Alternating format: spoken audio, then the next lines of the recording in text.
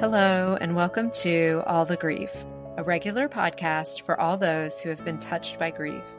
We are your hosts. I am Rebecca Luttrell. And I am Andrea Mathern. We are two friends, a therapist, and a social scientist, both highly sensitive fellow grievers, here to share our hearts as we talk about all the grief. Good morning, Andrea. Good morning, Andrea. Good morning, Rebecca. How's your heart this morning? My heart, it's so interesting. You know me, and our listeners probably know me by now, but more sun is my vibe. So as we're going into spring and there's more sunshine and just the energy that I love. God, I was probably a lizard in my past life and just hung out on hot rocks and just enjoyed the sun all day, every day. So I have that, but I've been also writing some of our Substack and also at my own personal newsletter and just kind of thinking about all of these things that happen in the expectations or even these warring moments that happen inside your body where you're physiologically, part of my body is waking up to spring too, our circadian rhythms shift and part of my body is waking up and there's might be part of me that's still in grief or in sorrow, which that's true. There is part of me right now that is in grief and sorrow. For me right now, in my season, it's mostly sort of just the global landscape that makes me feel really sad most of the time and griefy. But it's just an interesting space to be in both of those, to be just wanting to be outside and feel that energy of spring pulling me towards summer and also just feeling the weight of the grief of being alive for me right now is really, it's just tough. So yeah, it's been really interesting. Thank you. Yeah.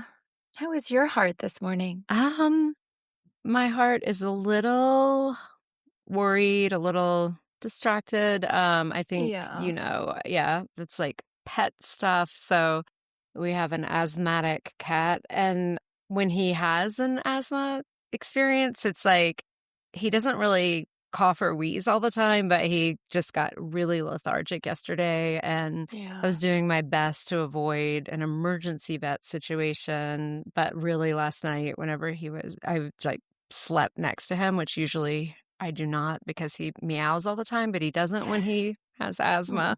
And so I was next to him, but it felt like I didn't sleep well because I kept waking up to feel are you still breathing? Are you getting oxygen in? Where he might have been at 10% capacity yesterday, he seems to be at 40% capacity today. So I can tell he's better, but I am going to the vet right after this. So my heart is I'm just hang on, It's hang on, tiger. Yeah. Hang on, tiger. I totally understand. I was just picturing him on your chest yesterday when we were leaving voice notes for each other. And it's just our pets. We love them. I have a relationship to death at this point and grief that I'm oh, this might be the end. So I kind of am laying with him, if he dies tonight, I got to lay with him and it was really peaceful and sweet. And I'm kind of doulaing him through his death. And then I realized that what I don't have peace about is my daughter, that this is her main cat and she's not here and she's been texting me how's he doing? And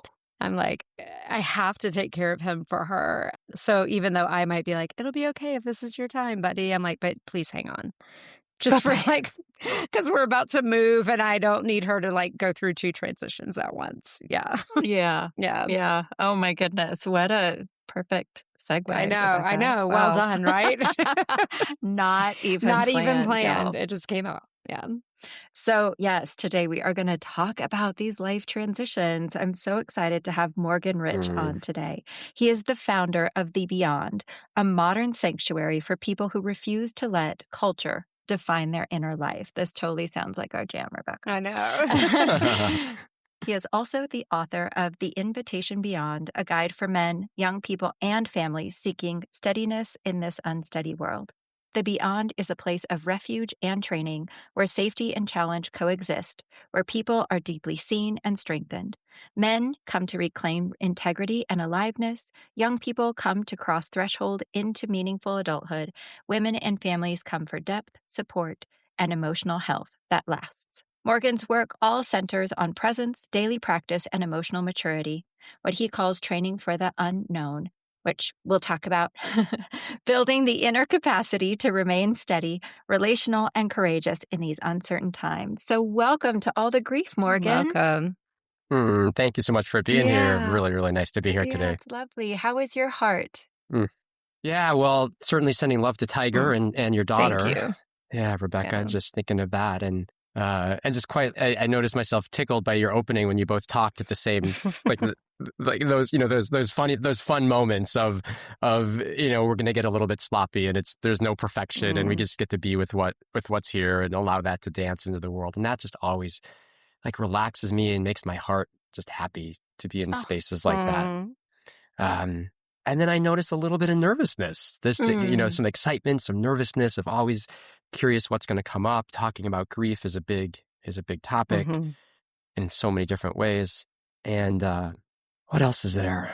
My sweetheart, just the love of my life, who we are creating the beyond with, and she's just an embodiment of love. And we keep expanding and expanding and expanding our connection, which is just so beautiful and just a dream. And she's in some grief right now and having a hard time, and so just sending her a lot of love and holding that space and just being available for that. Yeah, and then just sending love to. I just want to. Like my friends, my family, my mom. I was just thinking about the breathing again. Tiger, I have a cold right now, and I was laying in bed, and I couldn't fully breathe. And I thought about my mom, so sending her a lot of love because she's older, 83, on the way out, and so honoring that and what it feels like to not be able to breathe it's one of those uncomfortable.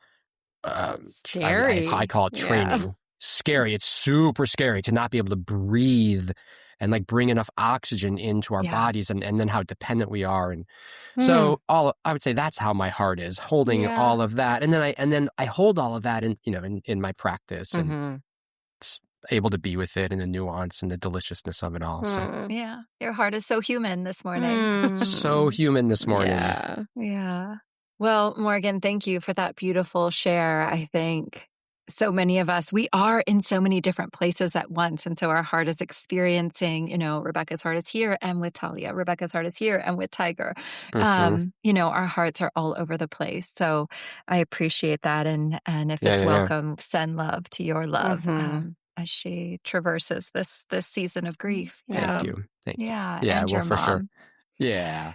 So speaking of grief, we have been starting with this question about one's grief origin story. So that moment when grief flipped your world upside down, when there was that distinct before and after. And when you think back, what was that moment for you? Well, it's been beautiful. I've listened to several episodes and been sort of sitting with your questions. And so living in that. And a new thing occurred to me, like something else came that hasn't, that really hit me, which was when I was 10, when my parents were divorced somewhere between when I was 5 and 10, it kind of was one of those rolling little things.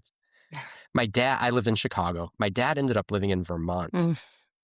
And so far away with my brother and sister, half brother and sister. And it was right about this time of the year, because it was right around it was 1980, the men's Olympic hockey team. It was the Miracle on Ice. Yeah. And I'm an ice hockey player and always have been. And so there I was in Vermont. It was in Lake Placid. So I was like right in the area. And I'm with my dad, who I just was missing terribly because he was far away, and just had an amazing week with him of skiing down his little hill, of sleeping in this little cabin at the bottom of the property. It was freezing cold. We had a potbelly stove. We're up there with hats and, just like hunkered in. And it was just this beautiful, amazing week with him, of like just being with my dad and like all the ways that I would want to be with him. And then the Miracle on Ice happens. Like I'm a hockey player and the USA beats Russia and this huge thing and all the energy of that. And so like that happened. Then I got on a plane and went back home. I'm grateful for all the emotion that I'm feeling about it and sending love to my dad. So I remember like being at the airport and being on the plane and him standing in the window, like waving because it was like before the time of TSA and all that kind of stuff. And he's like waving in the window and, and there I was like back off and away from him. Yeah. So then what happens is this just occurred to me this week as I was thinking about this was, so then my dream is to become an Olympic ice hockey player. Right. So now I'm like off on this trajectory of I'm going to play in the Olympics. Like I'm going to be the next miracle on ice guy. And so I decided to go off to boarding school. I lived in Chicago. I went off to boarding school my sophomore year of high school and arrive at boarding school. And pretty much like the first day of dry land training, I walk into the gym with like my cool jersey on that my dad had gotten me when I was with him. And like I walked in, it's got my name on the back. And like right away, I just went, oh my God, this is not going to happen. Like they're just guys bigger, stronger, better athletes. Just like right away, it was really clear that this wasn't going to go. And so there's another loss, right? There's another huge, like I go away to school to pursue this dream. And like right away, it's this, woo. So next day I show up without my jersey on with just a t-shirt on. And I'm like, now it's time to get to work. Yeah. Okay. So there's that piece. Whole lots of stories in there. Then my senior year of high school, my dad gets diagnosed with a brain tumor, or the brain tumor gets revealed. And as I'm transitioning out of high school into college, he has surgery and dies my first year of college. Wow. So there I am, having spent lots of time already in grief. I mean, just grief and sadness and loneliness and and so there I am at college now, and that was just super, super hard. And what ended up happening was a couple different miracles of my life. One, when I didn't make the hockey team, I got to work, and I realized talent ain't everything. I got to get to work, and started making my way. And then when my dad died, I just knew, or I guess I had the capacity or something at that point to be able to stay in the darkness. Not unlike Rebecca, what you were talking about, of like you've learned how to hang with death in a certain way, of extract the gifts and the feelings and be in it. So I didn't numb. I didn't drink. I didn't smoke. I didn't do any drugs. I just was able to really hang in there. And that then has become, well, I mean, my work, my life, because that was the biggest gift of my life, really, truly. Yeah. In the darkness. And these two biggest gifts. I mean, I think we often talk about the gift of the realization of our own mortality when a loved one dies, and just the brevity and the preciousness of life and how that can transform you. But I really also love the gift of that realization when you walked into that hockey ring or the gym or wherever you were walking into and saying like, oh, this movie I had in my head of like, I'm going to show up, I'm going to be the new star on the ice. Yeah. Like, people are going to be shouting my name because they could read my last name on the back of my jersey, which is like beautiful. And it's such a like teenage thing where you're just like, you are a rock star and you can imagine being a rock star. And there's such beauty about it. And in that moment of realization of like, oh shit, I'm literally in another league now. Like I've increased to the other league, when that can really crumble people. People can say like, I wasn't meant to be a hockey player, so I did something else. But in you, it was this grief of like, either this isn't going to be as easy as I thought. Maybe I'm not going to reach the strata that I thought I was going to reach, but I'm going to dig in and I'm going to work hard because just being the best there's not only one way to being the best, and talent being that. So I love that. And I think it's a message for all of us, but especially young people. Totally. And I think one of you mentioned training for the unknown, and training for the unknown is my response to that. And just inside of unknown is the word now. Yeah. Right. So when I write unknown, I capitalize now because it's training for the now. It's training to be right here, right now, in the wild unfolding of the world. But what happened for me was because there was so much darkness after my dad died and just all that. Like that. And now I realize, like, really, it was my whole teenage years. that for me, the story has expanded. So thank you for the opportunity to feel all that. But I realized like, okay, this is a huge gift for me because what happened was my spirit woke up, the invitation beyond the surface level into those deeper places, into the light, into the knowing that there is a different way we can do this world. We are not operating in the way that we want to be operating. We are not taking care of each other in the way we want. We know we want to take care of each other and the more than human world. So it's like, this is a huge gift. Like, this is a huge gift and so fucking painful. Yeah. Like, how on earth could I wish this on anybody? Like, I know. And, right? Yeah. It's like I don't wish it on anyone, but I get really excited when people end up in these places. And I'm like, I know I feel really misattuned that I'm like excited that your world's falling apart right now. But just hang with me on this one. There's something bigger that can be born in that space. And I'm a champion of that. Yeah, there's a world we're living in that feels very, I had a supervision group yesterday and we were talking about it as like the performance of, so we're like performing a role that we think we're supposed to be in. And you're, so it's like, oh, I'm performing therapist or I'm performing whatever. And then there's the authenticity is the thing beyond that. That's sort of like, this is just who I am. And this is part of my wiring and makeup. And I think we see it in those moments. It's like when we have loss or when we have things don't go the way we expected and things feel uncertain, which definitely happens in transition. I remember a professor saying, a frog leaps from one lily pad to the next, but he doesn't look down worried about whether he's going to land on it or not. He just trusts something. And humans spend the whole time being like, oh my God, like, where's the ground? Calculating the distance. It's like worrying about, will I land where I need to land? And and there's like such a beauty to be able to like be with the darkness and the transitions with some level of trust. And so, yeah. Yeah, it's like, right. I mean, it's like leaping and knowing that, this is training for the unknown. Yeah. You leap and you're like, okay, it's going to be okay. If I get the lily pad, awesome. If I miss the lily pad, awesome. Okay, then I'll be in the water. Right, exactly. Awesome. Like then I'll be in the water and I'll be having that experience instead of this experience of being on top of the lily pad. I mean, for me, the key piece of it is how is it that we learn to hang in those moments? Because we're in a culture that pulls us, like I like to say, we have to develop the infrastructure. Training for the unknown is training the cells, the muscles, the body, the mind to be able to leap and know it's going to be okay. Even if I leap and a heron eats me.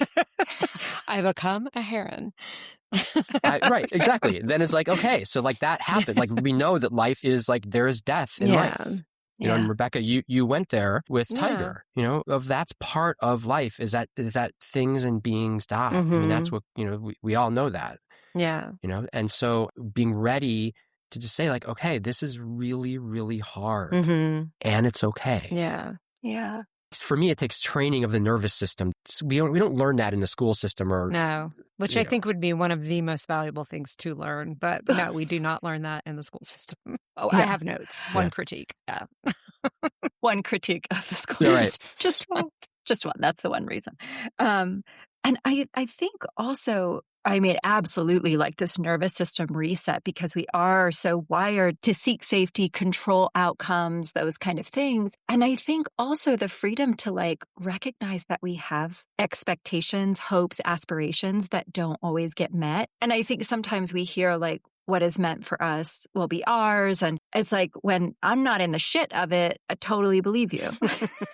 Yep. When I get the thing that also happened to be the thing I want and the universe wanted for me, I'm all in. But when it's like, oh my gosh, I had envisioned something totally different, whether that's, I think back to like when my husband and I first were getting pregnant and we had losses. And the moment you're pregnant, you envision a family of 3. Yep. Here we go. Oh my gosh. You're already, it's almost like without the hesitation, without a thought, I'm just already in it, or I'm going to go for this job and I can feel and see my future in it. And there's nothing wrong with that, but it's almost like the shame that we wanted something that we didn't get if it doesn't happen.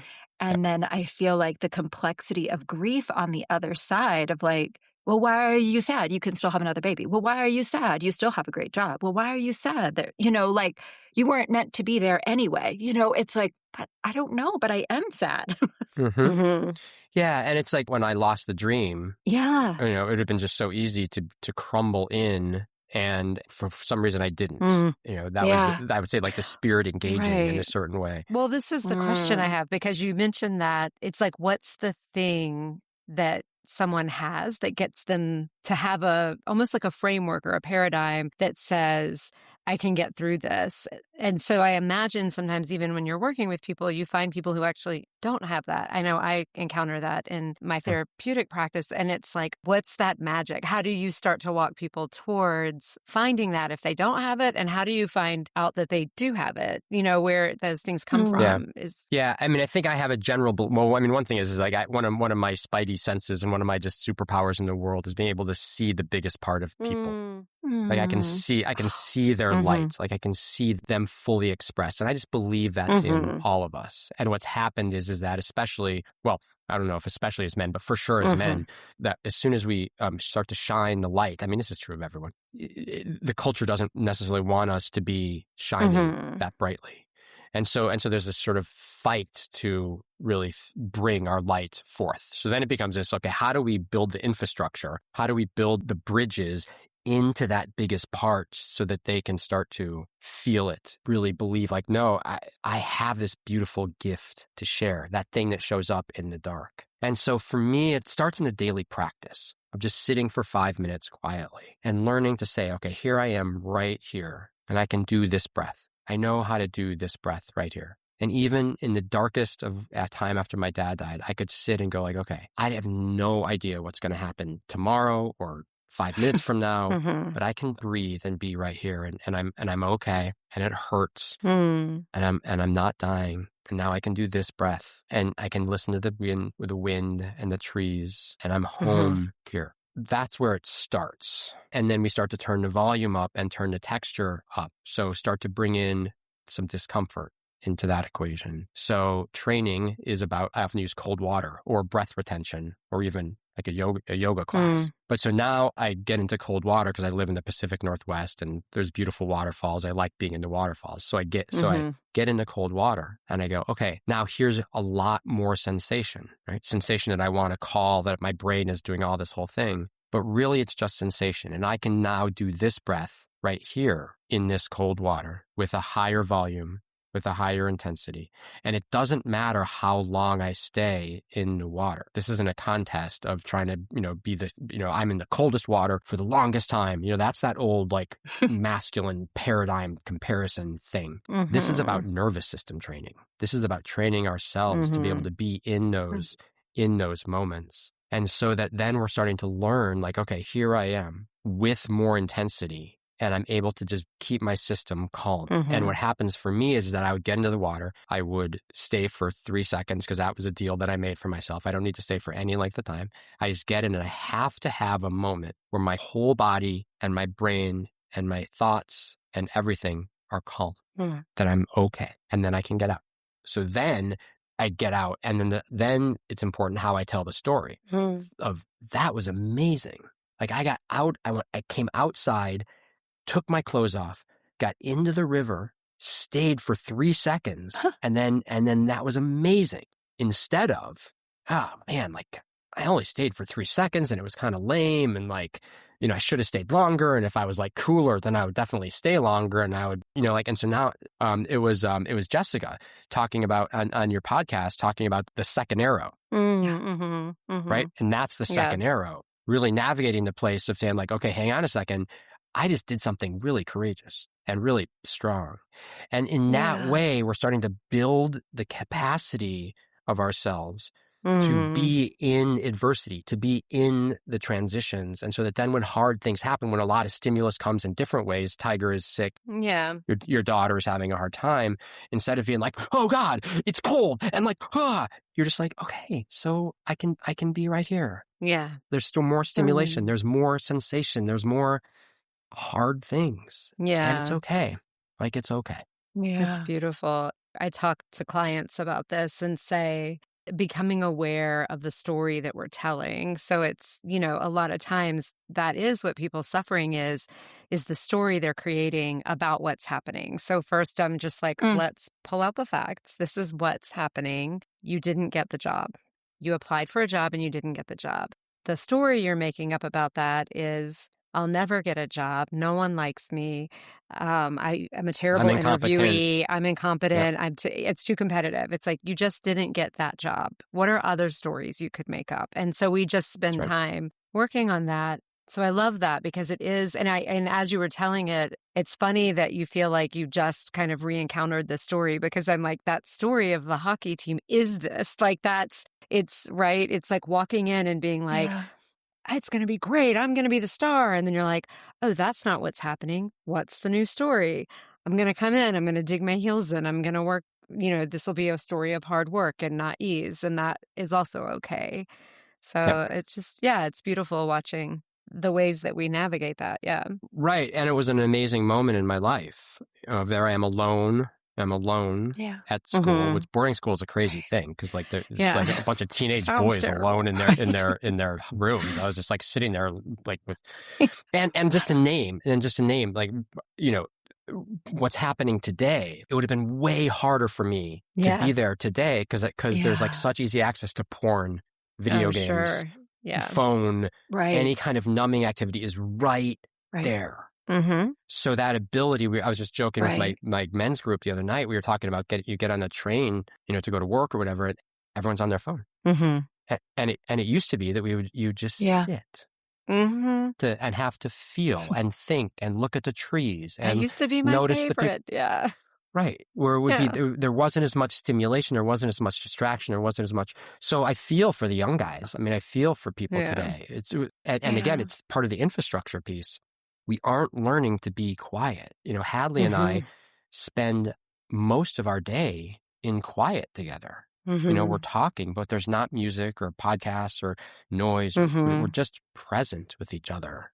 And it's a beautiful, beautiful thing, because then we're in the lovemaking and intimacy of presence. Mm-hmm. And it's a lost Yeah. art. And it's not just that, it's crushing us. Yeah. Because you look out in the world Yeah. and like we have zero capacity to actually be with what's going on and allow this incredible transition that we're in. We can't extract the lessons from it, because we just keep denying that it's happening and pretend that, everything's okay. And it's Mm-hmm. not okay. Yeah. Yeah. I want to name a thing that when I took a play therapy training, the person who created it talked about 4 threats to the nervous system. And when you have a threat to emotional or physical safety, and so like, I mean, I like using COVID as an example because we were in all 4 threats. But so there's like, oh, there's physical safety. Am I okay? The unknown. So like what you're naming, like the Mm-hmm. unknown, not knowing and not having certainty starts to create and activate the nervous system. Incongruence. So when, information, I mean, the best example is sort of with parents when they're like, I'm fine. And you're a kid and you're like, you don't seem fine. Like something's wrong. So our spidey senses are up, but the incongruence in COVID was like, that you're supposed to wear a mask and outside, or whatever, and then everybody's fighting about what the narrative is, what the story is, what the truth is, and there's just like incongruence in our leadership, not really knowing how to lead us through that time. And then the 4th one is shoulds. So whenever, and usually that's sort of an internal thing, but when you're like, oh, I should be a scientist, or I should be, it's like any kind of, or like I should get better grades, or I should do my homework, it's like you start feeling not enough, and like there's something that you should be doing. So all of these things create threats to the nervous system, and you see that happen with children. And what I love about kind of like extracting the unknown piece that you're talking about, and that emphasizing the now, it feels like, yeah, that's the antidote. I mean, and that's that thing that when you start to learn how to sit with, you're right. You don't know. And it feels scary. We don't know where we're headed. We know we're in a transition. We don't know where we're headed. Is it going to get darker? History tells us the dark ages, all the things that have happened that, before the age of enlightenment or whatever happened. So we don't know how bad it's going to get. We don't know what our threat to safety is completely. Some people are more in acute danger. But that thing of returning to this breath, this moment, it is such a good practice. And sometimes it feels hard, to ask people to do that when when it's like, I also want to acknowledge, like, there's so much danger happening right now. Mm-hmm. So I don't want to just bypass it and be like, well, just breathe. But I know for me, when I had my cancer diagnosis, I remember that being one of those moments of like, oh God, like, I don't know what I'm supposed to do. There's so many voices coming at me. Do treatment, do alternative treatments, like all these things happening. Doctors saying you're going to die. It's like everything just being so scary. And I remember that what got me through that moment of the diagnosis was like just staring at my hands. And I was like, well, right now I'm in this body. And isn't this fascinating? Like, I'm in a body that has cancer and I'm breathing and the sun's coming down. I mean, it was like, it's a moment burned in my memory because it put me in the present. I mean, it was sort of like I went there, but it put me in the present. Anyway, I'm just talking it through because I was like, oh, I don't think that I've completely merged how we can create safety in the unknown is coming in contact with like sort of like the safety in the present moment, which isn't always there. And, we got to create a better relationship with death. Death is a part of life. And so we can be freaked out about it all that we want, but everything dies. Like that, there's no other way out. Right. And so here we are in that. And so that's one piece. Yeah. The incoherence, not incoherence, incongruence. For me, that's huge. And what's happening for young people. It's what happened for me. Because what emerged in me was this vision of, wait, I know a different way forward. I can see it. It's about taking care of people. It's about love and about connection. And it's just not that complicated. It's about having a business and making sure that your people are paid well, that they're taken care of, that they're respected, that the janitor is equally as cared for as the CEO. It's like, this isn't rocket science, folks. Like, we want everyone to be well. And we've lost that thread. The leaders, we don't have leaders who we're saying, let's make more money. Let's have better resumes. We aren't saying, let's be better humans. Healthcare isn't about health or care. It's about money. That's true. And so we've lost our way. And so if you're a young person like I was coming up into the world and you're like, oh, there's this, the veil's thinner, right? That's what happens when you're young. And then also when there's grief and there's death around. And so you're connected to that other world. And there's these messages of like, wait, there's a lot of beauty and a lot of amazing things here. Like, let's bring that out. Wait, there's not a place for this in this crazy ass world. There's no one talking about it. There's no one shining light on it. I'm not learning about it in school. My boss isn't talking about it. My parents aren't talking about it. No, like, it's not here. And so then there's that incongruence of, wait, I've got this beautiful thing in me, or at least something that's curious and feels alive. And there's nowhere for it to go, and it collapses the nervous system. It collapses the whole sense of self because we've betrayed ourselves. And there aren't adults in the room who are saying like we're doing right here, is saying like, over here we are, like talking about things that are real and we care and we're right here, ready to go towards the hard stuff, not away from it. We have to go towards it. Yeah, I love that path because it's like, and Rebecca and I have talked about this forever, like we're in this grief-averse culture. We are in a death-averse culture. I mean, it's just like if you are consuming media, it's like, how do you look younger? How do you feel younger? How do you live longer? We're in this culture that already is death-averse, grief-averse. And so I think, and those are like big things. Like, it's like we know there is only one way out. We're all heading toward the same end. Yeah. Our plants, our animals, like all of us. Yep. The planet.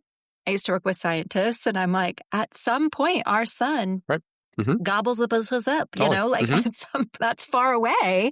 But at some point, like, there is an end to this experience, whichever way you want to look at it. And if we're told, like, we don't pay attention to that. In fact, we don't just not pay attention to it. We mask ourselves to pretend it's not happening. Like, I will dye my hair and Botox my face and tuck this and do that and take 8,000 supplements. Stay in cold plunges for 17 minutes. I mean, it's constant.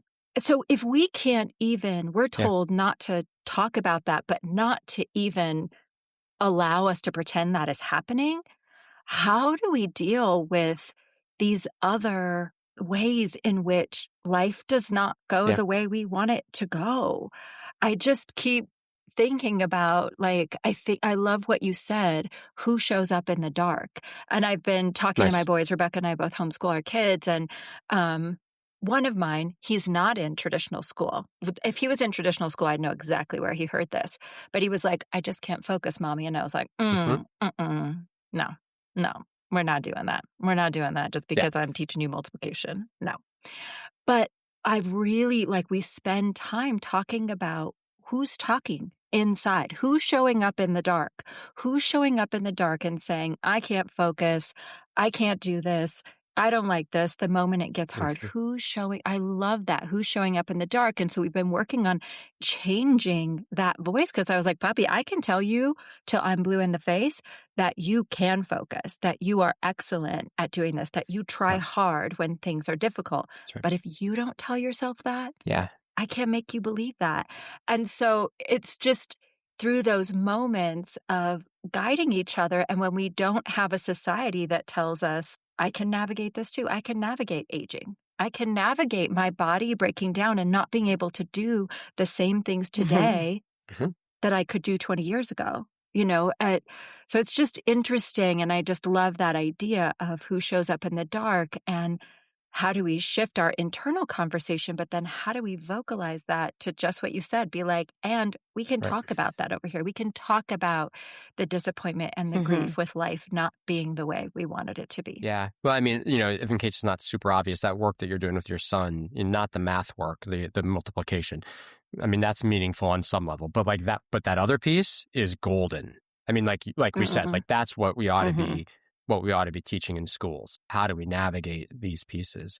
And one of the things I talk about with people, when often it comes up around suicide, when I have someone who's suicidal, I just say, let's just be clear that there's a big D death and a little d death, and that part of you is wanting to die right now. But that doesn't mean all of you is wanting to die right now. Oh.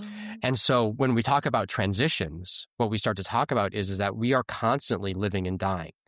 Right now I sit in my yard and my daily practice is about being out, it's about listening to the natural world, because the natural world is our teacher and we're part of it. The daffodils are coming up right now, really early, just for the record. But, and so the daffodils are here, but, they're going to be here and it's beautiful that they're here. And then next month they're going to die. Yeah. In the same way that we're never going to be in high school again. That part of our life has died. So it's important to honor and really notice and be in the little d deaths that come along the way, of seeing the seasons. Andrea, as you say so beautifully, like, this is your time of year. This is when you're starting to blossom. This is when you feel the heat of the sun, when you feel that arising. And then there's the fall where it starts to get dark, right? And there's a little d death of the summer.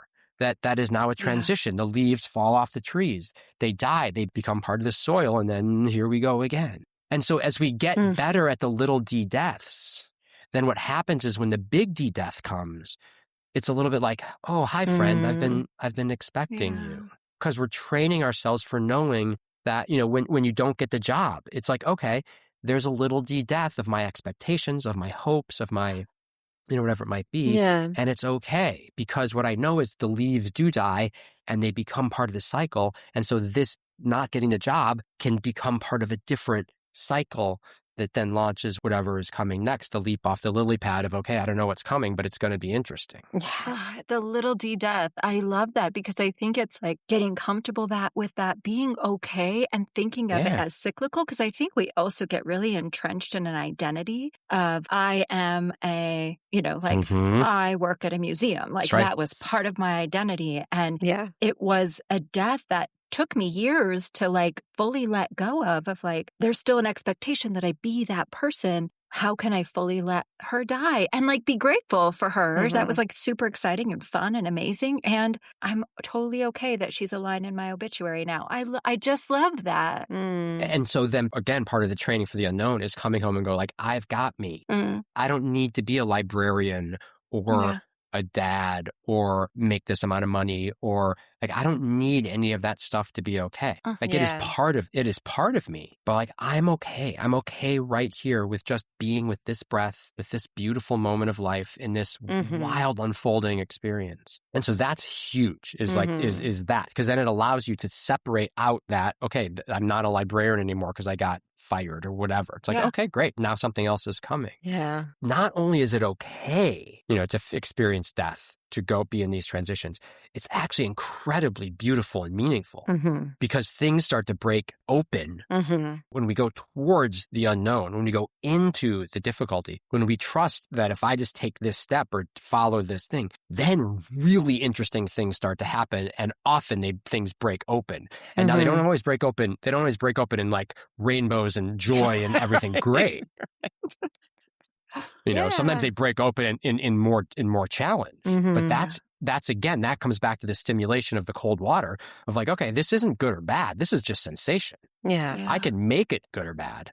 Yeah. But this is just sensation that I can handle and is actually thrilling. Yeah. It's such a compassionate way of working with suicide. I've worked with a lot. I used to work with suicidality. I would say I'd never met a suicidality that didn't make sense. When we would start to be in conversation, you're right. It's like a part of you that actually is really compassionate and trying to get you out of an incredible pain. And it's the only solution it knows. So I love that, to have that language around, there's a part that wants to die. There's a part that's saying this isn't working anymore. And how brilliant, because it isn't. Brilliant. Yeah, it isn't working and it's not okay. It's like, and usually, it was with young people and it's like, of course you don't want to be in that. And, in that context, it's like you soon can be out of the house or kind of helping them see that there's life beyond this moment of acute pain. But it's such a beautiful offering to look at it like that. Yeah. Yeah. And inside of it is the spirit wanting to emerge. Yeah.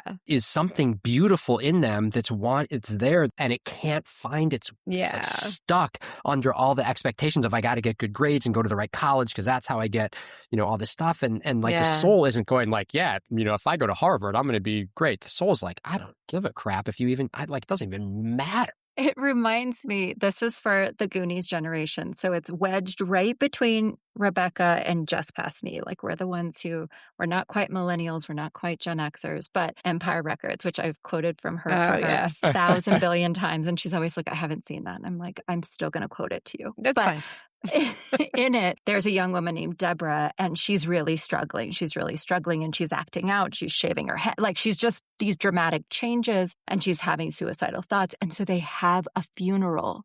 They have a funeral for Deb, and all of them come together, and she lays on the table, and they have a funeral. And it's such a momentous moment because she's able to have that little D death of that part of her that was really hurting. So it just reminds me of that, Empire Records. Right. And what's really huge about that is that there's a ceremony. So it's not, it's not just me making it up in my head. A ceremony is so important. Just like it can be really little things of like buying yourself a new shirt, or it can be silly, or it can be go find a rock that's meaningful, or it can be grabbing a friend and saying, okay, we're gonna take these old clothes and throw them in the dumpster or the river, or just anything that says to the psyche this is actually happening, because otherwise we forget.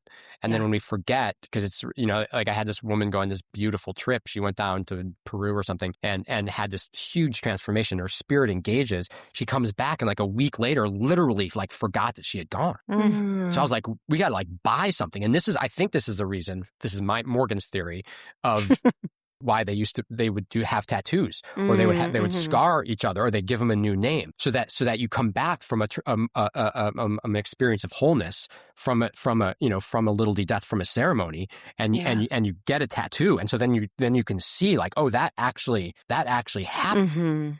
And I think part of what's happening in the cultures is that I've always been like, why are the tattoos like so popular? And I think what's happening is there's a confusion actually on some level where we're getting the tattoo without the ceremony, without the experience, trying to like jar ourselves alive, or like have that opening and that wholeness and feel it. And it's because it's hard to feel wholeness in this culture. Yeah. As somebody who's really tattooed, and each one is so meaningful. And each one, I sat with my tattoo artist and I was like, this is what's happening. Like, I had 2 sons. I miscarried my baby, and I'm still going to keep trying. I lost my dad, For sure. and they would honor that. It's on our list of things of talking to tattoo artists about these sort of like monumental Huge. memorial tattoos. And then we Mm. have au pairs that live with us. And I've noticed Mm-hmm. that a younger generation, younger than me, sort of like has tattoos that are like, I went in and I liked that flash art. And I'm like, what? Right. And, it's so confusing to me. And I try not to be judgy, and I'm human. I feel that's it. Like, I'm like, oh, to me, my tattoos are a story. I hired an artist to visually capture Mm. this part of my Yeah, life, this that's right. transition, this memory. I hired them as an artist to capture that and put it on my body. And I could never pick that off of a flash art wall. And so it was just like, oh, you are using tattoos. I don't know how. I don't know, as like an Decorative. Yeah. decorative. Yeah. Yeah. Yeah. Yeah. As decorative. And it felt so different. What I feel in that is, again, it's that desire to, like, honor that beautiful moment, that moment of wholeness, a moment of grief, that moment of transition, that moment. And so what happens, I think, so often is that we're blessing and we're having experiences of halfness or even Mm. quarterness, or not an experience that is okay. And then we're confused because we don't see wholeness. We don't feel it. And so then you bless and halfness or quarterness or whatever it is, and put it on. And now because you think that's the best that it is. Mm. It's like, oh man, like that's, that's Yeah. troubling. Experience the wholeness. Yeah. Well, and I think that there's something hardwired into us around ritual, around Yeah. transitions, and we long for that. And I remember when my daughter was little, just seeing how meaningful doing those kinds of having any kind of a tradition or a morning ritual or something was for her. And it's like that wasn't just meaningful because her mom was doing it. She loved her mom. Like I could feel how it would shift her energy when we weren't doing it. And then when we would start to do a thing, and I was like, wow, like she knows that this is like her birthright. She knows this. And so I think there are ways to like echo what you're saying, that we're creating almost like facsimiles of something that we kind of know we want, but we don't know how to do it anymore. We're not taught. We don't have like the grandparents like doing the ritual, and we don't have a consistent cultural ritual. It's like, well, you're this religion and you do that, and so we have this like mixed experience that it's like, oh, I remember a friend saying, yeah, we're basically like relegated to the mall. It's just like that it's that we've created this consumerist experience, and that it's Right. like, oh, there's something that I'm reaching for, but it's maladaptive. It's not the thing that I actually mean. Yeah. Mm. Right. And it's the incoherence, right? It's the Yeah. incoherence. And so then it comes back to this place of like, then our bodies, literal body, are not settled. Yeah. And so the building the infrastructure and the training for the unknown and everything, it's Yeah. like, it's really, we have to actively do it because we've lost it in Yeah. so many different ways. And so it's like, again, it's like, it's a beautiful, there's just beautiful pieces in there of coming back home. I know that just as you were saying, I was thinking, oh, my morning practice, my daily practice of really checking in with that man I know myself to be, is the way I say it. Just coming home and go like, I've got me. I'm right here. It's okay. I can be right with the birds and the trees and my home and this wind. And I'm like, I'm here I am. Because if I don't do that every day, I notice how easy it is to get lost and to forget it because the world is so loud. And so I come back, and that's a ritual that every day of just coming home. Well, you have to. Yeah, there's so much in here that's so beautiful. Like I'm really loving this conversation, and that piece of the training and practicing. It's like I'll often tell clients, it's that thing like who shows up in the dark. It's like who's the voice that shows up. It's like if you're not the one practicing where your mind is going, who's practicing on you? I worked with eating disorders for a long time, and I would talk about how we are bombarded with messages that say diet, be thin, be skinny. I mean, you're standing in the line at the grocery store, there's all the magazines telling you what to do. You're driving down the street, there's the billboards. If you have television with commercials, you're getting all the commercials.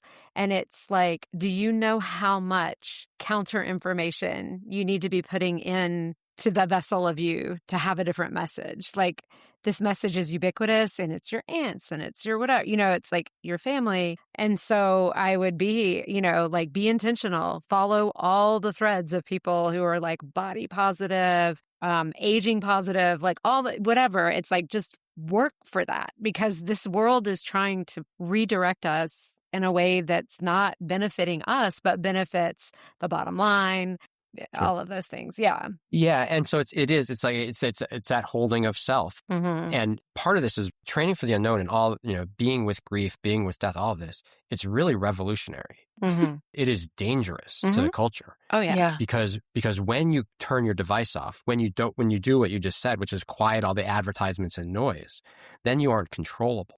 Yeah, I know. Then you aren't susceptible to all the messaging. Mm-hmm. If we have too many of those kind of people, then there can be trouble, which is exactly the kind of trouble that we want, because we're in the transformational time of like, we actually have to die as a culture. This culture has to have a little d, maybe like medium d death, right? Like it's not quite a big d death. I mean, maybe it is, Maybe. but but it's like we are in it, and we got to be able to hang in it. And part of the challenge is when you start to get quiet, then some inconvenient things start to show up. Like you realize, oh, I got to eat differently. Mm-hmm. I gotta take care of my people better, or I have to leave the job, or I have to, exercise more, or whatever it is. And so there again is an opportunity to really take care of ourselves, to be like, oh, here I am in the process of getting stronger. Here I am in the process of learning how to sit quietly. Here I am being courageous enough to actually see the thing that I don't want to see. I'm not ready to act on it, but it's really good that I actually see it versus not seeing it. Mm-hmm. And this constant reacquainting with what in my world is our true self, the man you know yourself to be, like with our highest self, like that constant reacquainting, because it is faced with these images of who we're supposed to be, these external expectations that Rebecca was talking about. Right. And that's I think for me, that was the gift to bring it back. I'm going to cry again. That's loving it. I love it. The gift of like standing in that window with my dad is like how deeply I feel and how deeply I love, and my light turned on. When my dad died, I was really, really lost as a young person. And in the darkness, like in the depth of it, that I was able to hang in there, and I didn't really know what I was doing, and I didn't have any of this language or any of this support or anything. I was just, the kid who showed up the next day with a t-shirt on, like he just knew what to do, and like, thank God for him. My light turned on. Like that is such a gift. And I think our work here is to say, how do we help people's light turn on to be in the right amount of grief, and maybe not have to lose the most significant things to get there. That's my hope. Yeah. And I want to offer an appreciation also for saying, like, I think because this is the work both Rebecca and I do, like in our podcast and doing retreats, and her work as a therapist, my work as, in coaching or whatever, in spirituality, and the work that you do, that we kind of think we're like, everybody's talking about death. Like there'll be moments where we're like, oh my God, everybody is talking about death. Like this must be the in thing. But the reminder that it is still a small group of people, and that each one of us just getting out there and continuing to create spaces where people can see themselves, see their experiences, find themselves, find one another. So I just want to thank you for reminding us that it still is a small group of folks trying to make a really big impact, and give you gratitude for the work that you're doing on multiple levels to create these spaces. So, yeah. Yeah, thank you for that. And I really do believe, that if each of us does this, just connect in, feel love, work with death, do this work, it is a small group, and it's real. It's, it's us being with ourselves. It's experiencing wholeness, and it's shining light on the pathways for other people. It's saying like, here we are, this, those young people and older people and the culture, really like there is a place of saying to the culture, like, hey, there is a pathway here of taking care of each other, of being leaders who aren't just in it for ourselves, but actually being leaders who are in it because our hearts are in it, and we care about people, and we care about the planet, and we care about whatever this crazy thing we're doing here is. We want to do it with a lot of love. And so come on down, like let's play, and it's going to be intense and fun, and we're going to cry and laugh and dance and be in all of it. I love that. Yeah. Okay, well, as we're wrapping up time, I just want to check in if there's anything else you feel like, oh, I want to be sure to say. Yeah, just honored, really honored to have the conversation and grateful, and calling out to all those people out there, Yeah. please reach out. Yeah. Please know that you're not alone. Here we are, shining light, being, in our lives in meaningful ways. Hmm. And, the beyond, you can find that. Morganrich.com is a Yeah. place to go and do that kind of thing. And, just that we're here and we're in it. And Yeah. so, yeah, I mean, and just blessings to everyone in challenging places. Yeah. Definitely. Keep breathing and feel the love yeah, know that you aren't alone. Yeah. Yeah. And we'll share all of the ways to find you in the show notes for sure. We were talking, I was thinking about a way that I'd like to close today with the question of, so we talked today about this idea of kind of knowing you're okay. And so I would love it if we each would share a story of a time when, maybe you're in that grief moment, you're in that kind of shakeup, and like how you got to the sense of being okay or knowing that you're okay. So, Rebecca, tell us a story of this moment.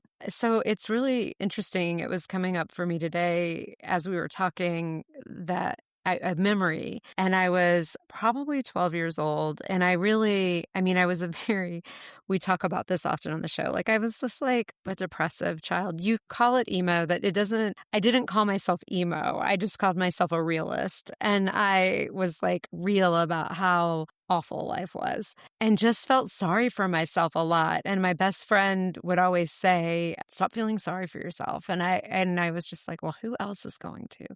And so it was, for some reason, in just like these bouts of depression that I would go into, I was looking through a photo album, like an old photo album that my mom had put together. It was very chronological. And I saw the day I was born that they had taken these pictures, and I was like, who the fuck are these people? Like, I don't know. These were my parents' friends who I like did not know at 12 years old, but they were really important people in their lives at that time, and they were at my birth. And I was like, God, I don't even know who was at my birth. I don't know these people. And like, who's going to be at my death was like this thought that I had. And I remembered thinking, well, I was at my birth and I'll be at my death. And it was this completely comforting, this full circle moment. And I think it was the first time in my life that I really had this sense of I will always be with me. And so that part of me that felt so lonely and worried about belonging to friend groups and feeling left out was just like, oh, but I'm always with me. And then it was just this turnaround where I was like, that's where I want to be putting my energy and not because I don't have a guarantee. Like my parents aren't friends with these people anymore and they once were. Like, even if I get the friends, are they going to stay friends? And so it was one of those like moments that I'm like, oh, there was this moment of returning home where I was just like, I get to be here my whole life with me. So, yeah, that's what came Sweet. to my heart. That's beautiful. Yeah. Thank you, Rebecca. Thank you. Morgan, how about you? Yeah, thanks for that story. There were times after my divorce where my kids were distant from me. So my kids are 22 and 24. And my daughter particularly felt really betrayed and angry and distant. So I was sitting with that time of life, and there was a lot of grief, and there was a lot of questions for myself of, did I do that right? Should I, just all the I was just in it. I was really, really in it. And I would go each day, and again, my practice is that I go and I sit with the natural world, and I breathe, and I come home. And so I was feeling really sad. I was feeling really distant from Sylvie and Ezra, and had to sit with their frustration, anger, disappointment in me. And so I would go and I would sit each day for months. And as I did, I have this connection with the natural world where I just watch I get to know the squirrels. I get to know the birds. I get to know the leaves. I get to know the trees. And I listen and I watch. And I just watch them cycle and just feel the feeling of, okay, things come and they go. Things change. Things die. Things come to life. And by sitting day after day, month after month, I was able to just really come and realize, like, this is a time right now that's challenging. And I'm going to keep reaching out, keep sending love, and be right here and clean up, do my work and clean up my stuff. And there will be a day when it's different. And because that's what happens, or it won't, maybe they'll stay mad at me forever. I don't know. And if that's the case, then that's going to be the case. Yeah. I can't control that. I can't change that. I'm going to be disappointed and sad and all those things, and I'm going to be okay. I'm going to be okay. And happy to report that the time has shifted. And just last week, Hadley and I had her 2 kids and my 2 kids over at the house. And so it was sort of a new family arrangement. It was just lovely and beautiful. And the kids were loving and excited and connected to me and to Hadley and to her kids. And so it was one of those moments of patience and of trusting and of knowing that, okay, here I am in this hard moment. I go to my practice, I go to my ritual, and that it'll change. Or sometimes it won't, but it'll, something will change. Something will change. And So thanks for that. Yeah, thank you. Yeah, thank you. How about you, Andrea? It's so interesting. The first thing that occurred was actually, it happened today in this conversation. I'm so grateful for that, Morgan. So as a teenager, I had thoughts of suicidality, and I attempted suicide on a couple of occasions, and no one said to me what you said to me today. No one said, you have a good reason what you said, Rebecca. Like, there's a good reason why you're thinking this, and there's more of you that wants to live. There was a lot of that ideas of like shock, like, well, you have everything. Like, you're the fucking smart kid and your parents are together. And like, how could you, just like, you don't even make sense. You don't fit the profile of someone who would have those kind of thoughts and attempt that kind of thing. There was also like this, I can't quite remember it, but I know I've heard it since, a sort of like idea of like, you were just calling for attention. Like, people who really want to commit suicide don't do that. Like, oh, that wasn't even a really good attempt. That's how it felt. And I know I'm not the only person in my family to have struggled with it. And it was sort of left unsaid. People just didn't talk about it. Like, they were just like, I don't know what they told people. Because I did go into a hospital for a while. And nobody talked about it. And I think I have this fear, like, oh God, what is going to happen when one of my kids has these feelings or these thoughts? And you both just like said to like teenage Andrea what she needed to hear. Like, that made sense why that part of you wanted to go. And I'm so grateful. However the fuck I came through tons of therapy, tons of therapy from when I was, 15 years old. I'm so grateful that I came through it, but I just like the healing that happened when I heard you 2 talking about it. Like, oh, that wasn't absurd thinking. That wasn't trying to get attention. That was the only way that part of me knew how to take care of myself. Like, it was so awful, the reasons why I didn't want to be here. And I was just like, oh. And if one of my boys struggles like that, I'm going to be able to say that to them. So I'm okay. And I hope they'll be okay. They will be. Yeah. Oh, I love you. I love you.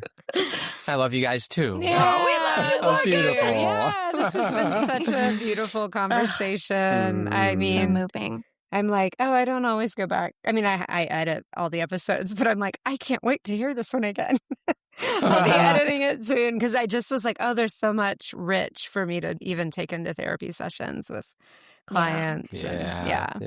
Appreciate you. Thank you. Beautiful. Thank you for the beautiful tears and the feelings, and just to young Andrea and Rebecca and Morgan, just so much love of that, but just that was really touching, Andrea, that there was this like beautiful young woman who was trying to come alive and who was doing the best she could, and was such an honest expression of wanting to be alive. Really.